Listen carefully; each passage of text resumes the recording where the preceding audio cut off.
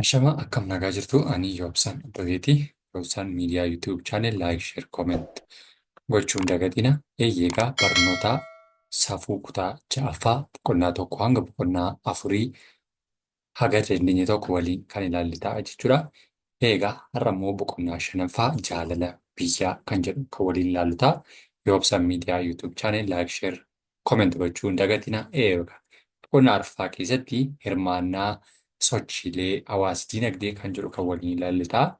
Sana keessatti hirmaannaa sochiilee hawaas-dinagdee jechuun dinagdeen tokko kan inni ittiin ijaaramu yookiin immoo kan inni ittiin bu'uuramu sochiiwwan lammummaa, jaalala yookiin immoo hawaasni tokko taateewwan haala yeroo keessatti isa mudatan keessatti sochii tajaajila lammummaa, sochiilee hawaas-dinagdee waliin hidhatee qabu kan waliin deeman waliin ta'uudhaan hawaasni tokko furuu danda'u waliin ilaallee jechuudha. Har'a immoo boqonnaa shanaffaa jaalala biyyaa kan jedhu waliin ilaalla. Egaa akkuma mata duree isaa irratti ilaallutti jaalala biyyaa jechuun biyya ofii jaallachuu yookiin immoo biyya ofii akka mataa ofiitti ilaaluu isa jedhu kan of keessatti qabatu ta'a.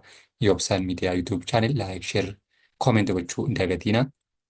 Egaa maalummaa jaalala biyyaa gaafa ilaallu jalqaba irratti jaalala biyyaa jechuun miiradha. Miira jechuun keessa keenya wanti keessi keenya eeyyamu tokko maalidha? Jaalala biyyaa jedhama. Kana jechuun jaalalli biyyaa miira jaalalaa fi amanamummaa namni tokko biyya isaatiif qabu jechuudha. Kana jechuun immoo waan tokko biyya isaanii bakka bu'uuf guddinaa fi gammachuu hundatti boonuu, kabajuu, qooda ofii ba'uun kan ibsamudha jechuudha. Kunis immoo tokkoffaa irratti maal alaabaa biyyaa jaallachuu, faaruu biyyaalessaa jaallachuu, seenaa goototaa fi kan kana fakkaatan kabajuu fi faarsuudhaan dhalootaa dhalootatti dabarsuudha jechuudha. Inni kun maal jennaani? Jaalala biyyaa jennee ibsuu dandeenya jechuudha. Jaalala biyyaa jechuun egaa biyya ofii jaallachuu, akka ofiitti biyya ilaaluu jechuudha. Biyya jechuun jalqaba maal jechuudha? Namaa fi biyyi wal qabataadha jechuudha. Biyyi yoo jiraate malee dhalli namaa jiraachuu hin danda'u. Dhalli namaa yoo jiraate malee immoo biyyi jiraachuu hin dandeessu jechuudha. Sababni isaa dhalli namaa biyyi wal qabateetudha kan inni jiraatu jechuudha. Jaalala biyyaa jechuunis immoo kanaafidha jechuudha. Yoo biyyi nagaa ta'e namni nagaa ta'uu danda'a. Yoo biyyi jiraate hawaasni keessa jiraachuu danda'a jechuudha. Bakka biyyi hin jirre dhalli namaas hin jiru. Dhalli namaa bakka hin jirres immoo biyyi hin jiraatu jechuudha. Kanaaf biyya keessa jiraatan keessatti maaltu jiraachuu qaba? Tokkoffaa nagaan jiraachuu qaba. Walabummaan jiraachuu qaba. Seenaan jiraachuu qaba. Aadaan jiraachuu qaba. Seenaan darbaa darbuu yookiin tufiitii kan jedhaman illee kan afaaniin walitti darbuu fi kan seenaan barraa'ee darbullee jiraachuun dirqama jechuudha. Kanaaf kan immoo kan gochuu danda'u namoota jaalala biyya isaanii qabaatantu waan kana hojjechuu danda'a jechuudha. Isaanis faaruu biyyaalessaa. Biyyi tokko faaruu mataa ishee ni qabdi, ni kabajji. Seenaa gootota mataa ishee, gootota kan durii kan ammaa kan gara fuulduraatti illee horattuu fi seenaan gootota faarsuu kabajuu jaallachuun gahee jaalala biyyaati jechuudha. Warra biyyaaf aarsaa ta'an, warra biyya tiksan waan ta'eef jechuudha. Kana malees immoo biyya ofiif of kennuu, hojiiwwan jireenya hawaasaa jiran keessatti hirmaannaa taasisuunis immoo jaalala biyyaa qabaachuu ibsa jechuudha. Jaalalli biyyaa aadaa mataa isaanii qaba, seenaa mataa isaanii qaba, walabummaa biyyi tokko qabduun boonuu, akkaataa namni tokko waa'ee quuqama biyya isaaf qabutti dubbatu akka jaalala biyyaa qabaachuutu fudhatama jechuudha. Fakkeenyaaf atileetonni biyya ta'e tokko yeroo deemanii yookiin immoo ardii kan biraa deemanii yeroo isaan mo'umsa agarsiisan biyya bakka bu'aniiti yookiin maqaa biyyittii dhaqaniif sana kan isaan maqaa waamsan jechuudha. Suni jaalala biyyaa ofii agarsiisudha. Alaabaa biyya sanaa bakka sanatti dhaqanii olaantummaa argisiisudha jechuudha. Lammiileen jaalala biyyaa qaban milkaa'inni biyya isaanii milkaa'ina mataa isaanii ta'uulee nu hubatu jechuudha. Biyyi isaanii yoo isheen nagaa qabaatte, yoo isheen jaalala qabaatte, yoo isheen tokkummaa qabaatte biyya biraa deemanii illee biyya isaanii faarsuuf dandeettii qabaatu, kabajamuuf kabajuuf illee gahee qabaatu jechuudha. Lammiilee biyya isaanii jaalatan kan taasisuu biyyattii sana keessatti gama hundaan maal walqixxummaa yoo qabaatanidha jechuudha. Walqixxummaan immoo sabaaf sablammii kamiyyuu tokkummaa walqixxummaadhaan yoo ilaalame aadaa walqixxee aadaa hedduu qabaachuu danda'u. Aadaan sun garuu ilaalcha walqixxee qabaate, afaan ilaalcha walqixxeedhaan kabajamu qabaate, duudhaalee biyya sana keessa jiru haala kamiiniyyuu yoo ta'e waliif danda'ame, waliif kabajame yoo jiraate jaalala biyyaa ibsa jechuudha. Jaalalli biyyaa hojiinis ni ibsama. Hojiileen jaalalli biyyaa ittiin ibsamu keessaa tokko cimanii hojjechuu, hiyyummaa hir'isuun kun illee jaalala biyyaati jechuudha. Sababni isaa hiyyummaa keessa biyyi jiraattu gadaantummaatti itti dhaga'ama jechuudha. Gadaantummaan akka itti dhaga'amneef immoo hiyyummaa keessaa biyya ofii baasuun illee maalidha? Olaantummaa biyya ofii agarsiisuudhaaf gahee guddaa qabaata jechuudha. Kana malees gochaalee kanneen akka biqiltuu dhaabuu, hawaasa naga qabeessa yookiin immoo qilleensa hawaasa naannoo qabaatu keessa jiraachuu, hawaasaaf haala gaarii uumuu, heeraaf seera biyyattii kabajuu, jaalala biyyaa qabaachuu jechuudha. Kun mirga lammiilee kabajuu fi gibira yeroon kaffaluunis fakkeenya jaalalli biyyaa ittiin ibsamu keessatti haammatamaa jechuudha. Kanaaf inni kun jaalala biyyaa yookiin immoo eh, karaa ittiin ibsinu keessaa isaan jalqabaatee jiru. Akka fakkeenyaatti qor-qalbii Shaambala Abbabee Biqilaa ni kaasa. 1932 hanga 1974 keessatti Shaambala Abbabee Biqilaa lammii Itoophiyaa fiigicha fageenya dheeraatiin beekamudha. Bara 1956 maal godheera? Afrikaa keessaa isa bakka bu'u maraatoonii Olompikii yookiin immoo addunyaa biyya Xaaliyaanii magaalaa Roomaatti qophaa'e irratti nama hirmaate yeroo jalqabaaf jechuudha. Eenyu Shaambala Abbabee Biqilaa jechuudha. Yeroo sanatti eh, Shaambala Abbabee Biqilaa qofaatu waamame osoo hin taane Abbabee Biqilaas kaawuntirii jedhamtee jira kan isheen waamamte. Abbabee Biqilaas kaawuntirii jedhanii waamamu waan ta'eef biyyi Itoophiyaa jedhamtullee sababa nama kanaatiin maal ta'uu dandeesseetti? Waamamuu dandeessiti yookiin akka addunyaatti akka isheen beekamtuuf gahee guddaa taphateera jechuudha. Dorgommii kanarrattis meedaaliyaa warqee jalqabaa injifachuu danda'eera. Eessarraa? Biyya Ardii Afrikaarraa. Ardii Afrikaarraa yeroo jalqabaatiif jechuudha. Yeroo itti gurraachi kun hin kabajamnetti, yeroo itti gurraachi kun tuffatamutti namni kun dhaqee yeroo sana keessatti yeroo fiigee bakka sanatti mo'ate jechuun isayyuu miila qullaa yookiin fuutu biir kan jedhamu jechuudha. Miila qullaa fiigee kan inni mo'ate yeroo sana keessatti gahee biyya isaa waamsisuu irra darbee illee ardiitti. Ardii Afrikaa guutummaa jechuudha. Gurraachota hundaaf gahee guddaa taphate. Yookiin immoo gurraachi kun fiigee dandeettii akkasiin qabaataa kan jedhullee yeroo sanatti maqaa biyya isaa waamsee biyya isaa darbee immoo Afrikaa guutummaaf illee fakkeenya ta'eera jechuudha. Dorgommii kanarrattis gaafa warqee meedaaliyaa yeroo argatetti morkii sanarratti miila qullaatiin fiiguutiidha kan inni maal godhe fiigicha kana mo'ate jechuudha. Inni kun jaalala biyyaa agarsiisuu keessatti gahee guddaa qabaatudha jechuudha. Meegoonni Oromoo Oromiyaan biqilchite kunis immoo fiigicha Olompikii Tookiyootti gaggeeffame irratti hirmaachuu warqee isa lammaffaas injifatee jira jechuudha. Haala kanaatiin illee gahee biyyaa yookiin immoo jaalala biyyaa gaggeessuu keessatti isa gahee guddaa fi isa xumuraa kan inni argisiise yookiin haga dhalootaa dhalootatti illee gootummaadhaan waamamuu fi akka addunyaatti illee biyyi Itoophiyaa jedhamtu yookiin immoo ardii Afrikaarraa yeroo jalqabaaf gurraacha miila duwwaadhaan fiigee maraatoonii mo'ate yookiin fiigicha dheeraa mo'ate jedhamee kan beekamudha. Baay'ee isaanii gaddeessanii dubbisuu dandeessu. Seenaawwan kana karaa ittiin xumura isaa argisiisanidha jechuudha. Inni kun jaalala biyyaa warreen ibsan keessaa tokkodha. Inni kan biraan ibsitoota lammiilee jaalala biyyaa qabaniiti. Namni tokko jaalala biyyaa qaba kan nuti ittiin jennu yookiin immoo kan ittiin ibsuu dandeenyu yookiin kan nuti ittiin calaqqisiisuu dandeenyu warreen kamidha isa jedhudha jechuudha. Jaalala biyyaa yeroo jennus egaa jaalalli biyyaa tokko karaa kamiin ibsama yookiin immoo haala kamiin argisiifama isa jedhudha jechuudha. Jaalalli biyyaa namni tokko jaalala biyya isaa qabaata yookiin immoo biyya isaanii jaallataa gaafa jennu maaliin ibsama yookiin immoo calaqqeewwan jaalala biyyaa warreen ta'an warreen kamidha isa jedhu kan ilaallatu jechuudha. Isaan keessaa inni tokkoffaani lammiileen jaalala biyya isaaniif qaban karaalee adda addaatiin ibsuu kanneen keessaa immoo maali? Biyya ofiin boonuu. Biyya ofiin boonuu kan jedhu lammiileen jaalala biyyaa qaban haalduree tokko malee biyya isaanii jaallachuutiin maal godhu ittiin boonuu qabaatu jechuudha. Jaalala biyya isaanii qabaachuutiin yeroo ittiin boonan biyyi sun olaantummaa mataa ishee qabatte akka isheen jiraattu taasisaa jechuudha. Miira biyyummaa qabaachuu akka fakkeenyaatti gamtaa Afrikaa yookiin immoo buufanni gamtaa Afrikaa yookiin bakki itti gamtaan Afrikaa wal ga'u biyya Itoophiyaati. Sababni isaa bakka kun kan isheen bakka kana buufata walga'iinsa yookiin immoo gamtaa Afrikaa taateettuu fi waraana addunyaa yookiin immoo waraana lola xaaliyaanii wajjin gaggeeffameen ardiiwwan gurraachonni keessatti garbooman keessatti hanga tokko loltee kan ofirraa injifatte yookiin immoo waggaa afuriif qofa kan bitamte.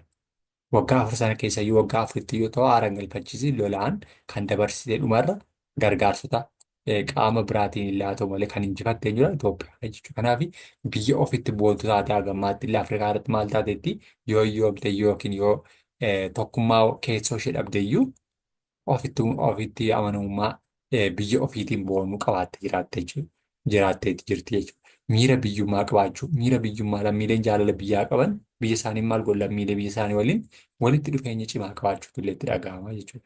Biyya miira jaalala biyyaa qabaachuu osoo tokkummaan yookiin immoo garaagarummaan wal jaallachuu, wal kabajuu yookiin immoo wal qixxummaan caccabiini maaltu jira jechuudha. Miira biyyummaa qabaachuu qabaata jechuudha namni kamiyyuu. tokkummaa, walqixxummaa afaansaa, aadaasaa walqixxeedhaan yoo kabajameefi jechuudha. Inni kan biraani biyya ofiif wareegamuuf fedhii qabaachuu. Fakkeenyaaf waraana. Namoonni waraana deeman kaffaltii xiqqootu ni kaffalamaa fi kaffaltii xiqqoo kaffalamuufi sanaan garuu haga lubbuu isaaniillee wareeganitti dabarsanii of laatu jechuudha. Inni sun maalidhaa? Jaalala biyya isaaniif of qabaniif of wareeguu jechuudha. Waan biyya koo taatee wajjin ta'a malee biyya koo dabarsee hin kennu diinaaf yookiin xalaataaf jedhanii wajjin wareegamuu isaan of keessatti qabataa jechuudha. Jaalala biyyaa qaba yeroo hunda tokkummaa birmadummaa biyya isaanii eeguuf qophiidha jechuudha. Hunda caalaa walabummaa biyya isaaniif iddoo guddaa kennu. Kanaaf yeroo balaan biyya isaanii irra ga'ametti lubbuu isaanii dabarsanii warreen kennuu danda'an jaalala biyya isaanii qabaachuu jechuudha. Malaammaltummaa jibbuu. Namoota malaammaltummaan gocha aada malee qabeenya mootummaa fi hawaasa faayidaa dhuunfaaf itti fayyadamuudhaan namoonni jaalala biyyaa qaban biyya isaanii maal hin hatan. Sababni isaas akka jiran waan hubataniif jechuudha. Lammiileen jaalala biyyaa qaban malaammaltummaan hojjetan malaammaltummaa warra hojjetanis hin jaallatanii jechuudha. Inni kun jaalala biyyaa yookiin immoo ibsituu jaalala biyyaa namoota qabaniiti jechuudha. Gootota biyyaaf kabaja laachuu. Gootni tokko waraana biyya ormaa hojii yookiin immoo biyya isaa keessatti lola keessoodhaan ka'een yoo injifannoo gaggeessee biyya isaadhaaf gumaata gaarii fide maal qabaatee jira jechuudha. Kabaja gootummaa qabaatee jira jechuudha. Diina irratti lolee aboo yookiin aangoo olaantummaa qabaatee taanaan jaalala biyya isaa qabaata jechuudha. Inni kunis immoo aarsaa kaffalanii hojii fakkeenyummaa qabu hojjetanii lammiilee isaanii jaalatamanii fi kabajaman yaadatamaa jiraatanidha jechuudha. Akka fakkeenyaatti Jeneraal Abdiisaa Agaa, Taaddasaa Birruu warreen kun maalidhaa? Gootota biyyaaf irree darbanii akka addunyaatti illee beekamtii qabaatan ta'anii goota ta'anii haga dhalootaa gara dhalootaatti faarsamaa jiraatanidha jechuudha. Goonni immoo namoota kaayyoo waloof lubbuu isaanii dabarsan yookiin waloof yookiin kan waliif kan lubbuu isaanii dabarsan goota jedhamaniitu kan isaan beekamanii. Isaanis immoo wareeguuf fedhii qaban qabaachuu, wareegamni abbootiin isaanii kaffalan dhaloota haaraaf madda seenaa fi hamilee guddaa ta'aaf jechuudha. Isaan kanaan dhaadannoo kanaatiin waraanni kamillee yoo biyya isaanii weeraruu dhufe gootummaadhaan kan dhaloonni dhalootatti dabarsee walitti laatullee ni taasisaa jechuudha. Inni kabiraanii barbaachisummaa jaalala biyyaa qabaachuudha. Maaliif barbaachisa jaalalli biyyaa? Yookiin namni tokko jaalala biyyaa qabaa jennee faarsuudhaaf faayidaan isaa maalii gaafa jennu jaalala biyyaa jechuun sulbayyuu biyya ofii jaallachuudha jenneera. Biyya ofii jaallachuun kun immoo maaliif barbaachisa? Akka namni tokko jaalala biyya isaa qabaatu maaliif barbaachisa? Yookiin immoo maaliif fayyada isa jedhudha jechuudha. Kan inni fayyaduuf keessaa inni tokko faanii biyya ofii jaallachuun birmadummaa biyya ofii eeguuf murteessaadha jechuudha. Birmadummaa jechuun ofii isheen akka isheen of gaggeessitu, ofii isheen akka isheen bultu, afaan ishee, aadaa ishee akka isheen kabachiifattu jechuudha. Akka fakkeenyaatti biyyoonni Afrikaa hedduun isaanii garbummaa biyyoota warra adii jalatti yeroo kufanitti maal dhabaniiru? Birmadummaa afaan isaanii dhabaniiru. Afaan Ingiliffaa qofaan akka isaan gaggeeffaman, akka isaan bulanii fi dhaloonni dhaloota isaaniitti darbee Ingiliffa qofa akka isaan fayyadaman illee taasiseera. Afaan isaanii ciraa balleessuu danda'eera. Akkasuma aadaa isaanii illee balleessuu danda'eera jechuudha. Kanaaf kallattiidhaan maallaqa yookiin immoo diinagdeen anaa guddatan iyyuu malee aadaawwan abbootii isaanii akaakilee isaanii dhaabuu danda'aniiru jechuudha. Kanaaf inni kun jaalala biyyaa qabaachuun barbaachisummaan isaa kun akka inni hin taanee fi birmadummaan akka inni sarbamne illee taasisaa jechuudha. Biyyoonni lammiilee isaanii jaalala biyyaa hin qabne haleellaa qaama alaatiif saaxilamoodha. Biyyi ormaa yeroo dhufu haala salphaa ta'een isaan bituu yookiin immoo isaan garboomfachuu danda'a. Jaalalli biyyaa guddina biyya tokkootiifis barbaachisaadha. Lammiileen jaalala biyyaa qaban humna isaanii hundaaf fayyadamuun guddina biyya isaanii illee murteessuuf illee carraa qabaatu jechuudha. Ogummaa qaban hunda fayyadamuudhaan illee jaalala biyyattii ijaaruu keessatti illee gahee qabaatu. Hooggantoonni biyya ijaaruu danda'an illee keessaa burquu danda'u jechuudha. Inni kan biraan amaloota nama jaalala biyyaa qabu. Amala namni jaalala biyyaa isaa qabu tokko inni jalqaba akkuma gubbaatti ilaalaa dhufne wal fakkaachuu danda'u. Fakkeenyaaf namni tokko jaalala biyyaa qaba gaafa jennu tokkoffaa irratti ofiin amanamummaa ofiif yookiin immoo biyya ofiif qabaachuu. Aarsaa wareegama biyya ofii qabaachuu, birmadummaa biyya ofii qabaachuu, malaammaltummaa jibbu. Warreen kun jaalala biyyaaf agarsiistuu isaanii jechuudha. Namni biyya isaa jaallatu aadaa fi seenaa biyya isaatii maal ni boona. Garuu waa'ee jaalala biyyaa dubbachuun qofti gahaa immoo miti. Maal gochuu qabaa? Hojiin agarsiisuu qabaa jechuudha. Namni biyya jaallatu tokko hojii yoo agarsiise, biyya isaa yoo ijaare, biyya isaa yoo guddise jaalala biyyaa qabaataa jira. Gochaanis mul'isuutu barbaachisaadha waan ta'eef jechuudha. Namni jaalala biyyaa qabu hawaasaa fuudharraa kan jaallatu akkasumas fedhii dhuunfaa isaarraa kan hawaasaaf dursa kan kennu. Biyyi kun haa guddattu haa jiraattu malee jireenya dhuunfaa isaaf qofa yookiin immoo faayidaa dhuunfaa isaaf qofa nama xaafee jechuudha. Jaalalli biyyaa bifa adda addaatiin ibsama. Fakkeenyaaf akkaataa namni tokko ittiin maatii isaa ittiin guddisuu keessatti calaqqisuu danda'a. Ijoolleen isaa akka biyya isaaniif beekanii fi jaallatan guddatan taasisan.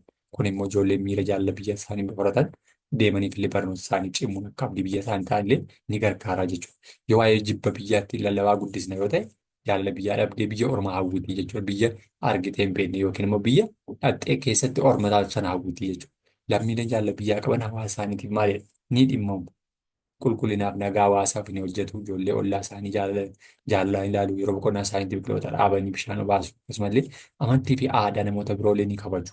Aan isaanis akka kabajamu jechuudha. Lammiileen jaalala biyyaa qaban garaagarummaa biyyaa fi mootummaa jidduu jirullee ni hubatu. Jaalalli isaanii biyya isaaniif qaban kan hin jijjiiramnedha jechuudha. Mootummaan jijjiiramuu danda'a. Mootummaan ni dhufa ni darba. Mootummaan takka abbaa irree dhufa, abbaa takka garraamii dhufa yookiin mamaa dhufa kamiyyuu yoo ta'e garuu darbaa deema jechuudha. Gara biyyi hin darbitu jechuudha. Biyyi biyyumadha. Biyya kana taate taanaan biyyi kun biyyuma kanadha jechuudha. Mootummaan barbaade dhufee irratti wal jijjiiree darbe biyyi biyyuma taati. Kanaaf jaalala biyyaa fi mootummaa adda baasanii beekuun illee garaagarummaa qabaata jechuudha. Mootummaa jaallachuu waa biraa, biyya ofii jaallachuu waa biraadha. Mootummaa jibbuu waa biraa, biyya ofii jibbuu waa biraadha. Sababni isaa mootummaa jibbuu dandeessa. Mootummaan ni du'aa, ni darbaa jechuudha. Ni jijjiiramas.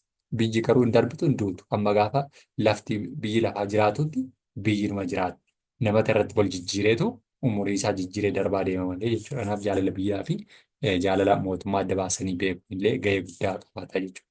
Yeroo har'aa kana kan namoota hedduu keenya burjaajessaa jiru maallaa jaalala biyyaa fi mootummaa adda baasuu dadhabuu keenyatti irraa kanaa jechuudha. Hundi keenya yoo deebine yookiin mootummaas jibbina biyyas walitti jibbina. Biyya jibbuuf mootummaa jibbuun tokko miti jechuudha. Garaagarummaan isaa maali? Mootummaan ni jijjiirama, ni darba, ni dhufa. Biyyi garuu darbitu hin dhuftus jechuudha. Amma gaafa nuti irraa dhiisee sokka malee dabaree keenyaan eeggannee yeroo guyyaan itti biyya lafaa kana gadhiisuu dandeenyutti nuti irraa darba malee biyyi biyyumadha jechuudha. Gaafa duunullee biyyittii irratti awwaalama yookiin immoo ishee mannu nyaata malee biyyi sun hin darbitu jechuudha. Dhalootaafis kan darbuu dandeessu biyyadha malee mootummaan dhalootaaf darbuu hin danda'u jechuudha. Kanaaf isa kana garaagarummaa biyyaa fi mootummaa adda baasuun illee dhaloota barsiisuun illee gahee guddaa qabaata jechuudha. Kanaaf haala kana keessatti jaalala biyyaa qabaachuu keessatti illee gahee guddaa qabaata jechuudha. Fakkeenyaaf Maartiin Luuter Kiing illee 1929 wantoota inni to'achaa ture keessatti Maartiin Luuter Kiing nama mirga namoomaaf falmu yoo ta'u kutaa biyya Ameerikaa keessa jiraachaa nama turee fi nama gurraacha Ameerikaa jedhamee beekamu keessaa tokkodha jechuudha. Seerri Ameerikaa USA namoota gurraacha irratti maalidha? Loogii yeroo raawwatu argee seerri biyyattii uummata gurraacha mirga hedduu dhowwee isaan keessaa immoo muraasni mirga filachuu bakka hojii walqixa ilaalamuuf tajaajila akka geejjibaa walqixa argachuu dhabuuf kana kan fakkaatan konkolaataa tokko deemuu dadhabuu bakka tajaajila hundatti yeroo rakkachaa waan turaniif Maartiin Luuter Kiing yeroo sanatti Maartiin Luuter illee Luuter Kiing yeroo sanatti hordoftoota hedduu horachuutiin akka inni mormii kanallee taasisaa turee fi seerota kana mormaa akka turellee ni beekama jechuudha. Akkasumallee Abiraam Liinkan faallee gurraachota Ameerikaa ta'anii rakkoo isaan irra gahaa tureen biyya isaaniidhaaf mirga seerri mirga sagalee kennuu ammoo mirga gurraachonni sagalee isaanii kennuu akka danda'aniif illee labsamee akka inni labsamuuf labsamullee taasisan biyya isaanii jaallatan keessaa warreen jalqabaatti bal'inaan hunda isaa guutummaa isaa dubbisuu dandeessu. Baay'een isaa kuni barnoota fakkeenya fudhateetu waan ta'eef inni kabiraan egaa biyya ofii jaallachuu gaafa jennu keessatti egaa jaalalli biyyaa miira miseensonni biyyattii hundi qooddatanidha. Miirri kunis immoo yeroo gaariis ta'e yeroo hamaas agarsiifamuu danda'a jechuudha. Itoophiyaan biyya namoonni aadaa fi afaan adda addaa qaban wal danda'u waliin keessa jiraatanii fi bakka ka'umsa ilma namaas kan taatedha jechuudha. Sababni isaa naannoo Affaaritti dhalli namaa yookiin Luusiin argamte jedhamee addunyaa irratti kan beekamu biyya Itoophiyaati jechuudha. Kanaaf garuu yeroo baay'ee qoqqoodamsa yookiin immoo wal kabajuu dadhabuu irraa fi walqixxummaan dhibuu dadhabuu irraa namni hedduun mootummaas biyyas walqixa jibbaa jechuudha. Inni kun dogoggora jaalala biyyaa qabaachuudhaaf miira wal fakkaataa qabaachuudha. Itoophiyaan miidhamte jechuun hundiyyuu waliin miidhama. Namni isaallee waliin miidhama jechuudha. Biyyi miidhamte jechuun uummata waliin miidhama waan ta'eef kanaaf aadaa fi seena walii tokkummaa fi garaagarummaa jirullee wal danda'anii waliin keessa jiraachuu fi hubannoo gaarii uumuun illee barbaachisaadha jechuudha. Jaalalli biyyaa bu'aa hedduu qaba. Isaan keessaa immoo lammiilee gidduutti walitti dhufeenya gaarii uuma. Biyya cimtuu ijaaruuf ni gargaara.